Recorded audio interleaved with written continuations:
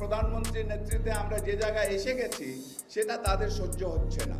কখনো শেয়ার বাজার নিয়ন্ত্রণ করা দরবেশ, আবার কখনো নৌকার লুঙ্গি পরা এক যাত্রী।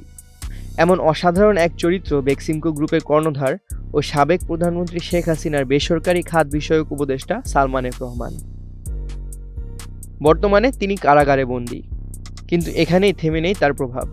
অভিযোগ উঠেছে কারাগারের চার দেয়ালের মধ্যে থেকেও মোবাইল ফোনের মাধ্যমে তিনি দেশের বাইরে শেখ হাসিনা এবং আওয়ামী লীগের শীর্ষ নেতাদের সঙ্গে সরাসরি যোগাযোগ রক্ষা করে চলেছেন। প্রশ্ন হলো, কারাগারের কঠোর নিরাপত্তা ব্যবস্থা থাকা সত্ত্বেও কিভাবে এটি সম্ভব?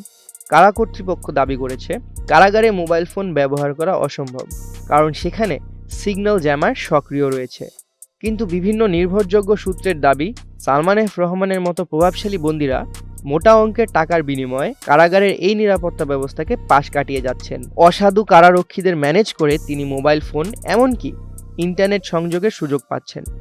আর এই সুযোগ কাজে লাগিয়ে শেখ হাসিনা এবং আওয়ামী লীগের উচ্চ পর্যায়ের নেতাদের সঙ্গে বিদেশ থেকে যোগাযোগ রক্ষা করছেন বলে অভিযোগ উঠেছে। এমনকি শেখ হাসিনার সঙ্গে ফোনালাপের মাধ্যমে তিনি দেশের অভ্যন্তরে রাজনৈতিক ষড়যন্ত্রের সূচনা করছেন বলেও আশঙ্কা করছেন অনেকে। সম্প্রতি শেখ হাসিনার ভারতে বসে মোবাইল তৎপরতার জেরে তার সঙ্গে তার বিশেষ উপদেষ্টার কথোপকথন হওয়া অস্বাভাবিক নয় বলেও বলছেন অনেকে।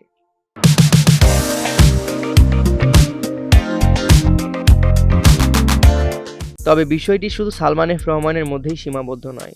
এমন ঘটনা বারবার কারাগারের অভ্যন্তরীণ শৃঙ্খলা এবং কার্যকারিতা নিয়ে প্রশ্ন তুলে ধরেছে। 2021 সালে ডেস্টিনির এমডি রফিকুল আমিন কারাগারে বসে জুম মিটিং করেছিলেন। তার এই কার্যক্রম সামাজিক মাধ্যমে ছড়িয়ে পড়লে ব্যাপক সমালোচনা হয়। একইভাবে কাশিমপুর কারাগারে মোবাইল ফোন ব্যবহার করেছিলেন আলোচিত 7 খুন মামলার আসামি নূর হোসেন। সূত্রে জানা যায়, কারারক্ষীরা মাত্র 20 থেকে 30 হাজার টাকার বিনিময়ে এসব মোবাইল ফোন সরবরাহ করেছিলেন। নতুন IG prisons brigadier general Syed Mohammad Motahar Hossain বলেছেন, এই ধরনের ঘটনা প্রমাণিত হলে দোষীদের বিরুদ্ধে কঠোর ব্যবস্থা নেওয়া হবে। তবে বিশেষজ্ঞদের মতে, যখন প্রভাবশালী বন্দীরা অর্থ ও ক্ষমতার জোরে কারাগারের নিয়মকানুন ভাঙতে সক্ষম হয়, তখন সেই ব্যবস্থার কার্যকারিতা নিয়ে সন্দেহ থেকেই যায়।